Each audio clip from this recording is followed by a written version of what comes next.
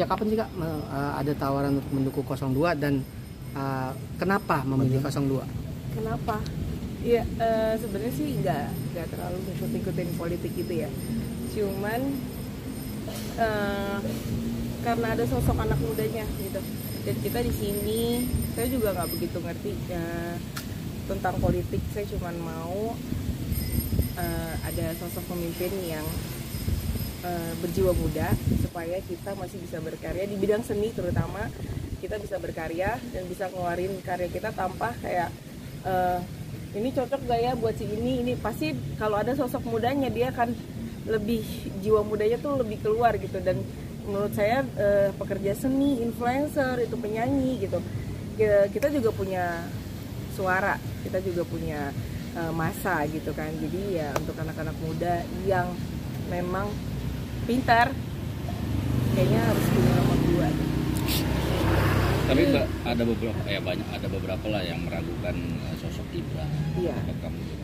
Iya, sebenarnya saya juga kurang paham, tapi memang ada beberapa yang meragukan karena memang dia anaknya presiden kita saat ini ya kan, kayak kok lo berani apa ya, lo pasti masuk karena dia putranya, sosok di belakangnya ada bapak gitu. Cuman kalau saya bilang buah itu nggak jauh dari pohonnya gitu. Jadi menurut saya ya nggak apa-apa, itu kan udah jadi udah jadi takdirnya dia, anak dari seorang presiden kita saat ini ya gitu. Jadi kalau menurut saya dia akan punya pemikiran yang nggak sama, tapi paling nggak hampir sama. Jadi menurut saya ya nggak apa-apa sih gitu. Orang suka nggak suka itu wajar aja gitu ya. Jadi ya pro dan kontra, beda pilihan, nggak masalah sih. Kak Febri melihat sosok Gibran seperti apa? Gibran itu dia percaya diri sih, sangat banyak banget ya menurut saya yang kayak ragu sama dia gitu. Tapi dia, menurut dia ya dia yakin dan dia bisa dari segala sisi gitu. Maksudnya dari segala sisi ya. Kalau Pak Prabowo lebih ke sisi yang udah mature-nya, dia yakin dia bisa mengarahkan anak-anak muda gitu. Menurut saya dia sosok yang percaya diri dan pintar. Tawaran ini ada sejak kapan untuk bergabung? Saya baru gitu. Jadi tapi karena kebetulan banget saya memang pendukungnya Pak Prabowo ya gitu. Tapi pas banget, jadi menurut saya kayak diajakin kampanye nanti ke Medan juga, saya iyain gitu. Berarti ada tawaran untuk masuk ke dalam tim Prabowo. Ada. Dan menurut saya fun dan ternyata banyak anak mudanya itu sih. Nah, Gibran tim apa? TKN-nya. Oh, TKN-nya. Struktur nggak Kak Febri atau? Oh enggak. Jadi Kak Febri apa di ini? Di saya 02 ini? kita dipanggil dari segi influencer dan pekerja seni. Gitu. Jadi kebetulan kita di sini dipanggil terus untuk kayak tadi tuh kayak ditanyain. Sebenarnya ya saya jawab apa adanya karena saya juga nggak begitu mengerti di politik ya.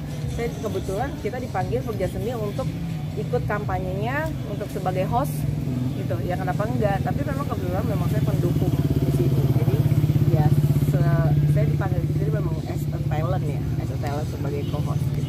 Tapi berarti ada pemikiran juga untuk belajar politik juga ke depannya?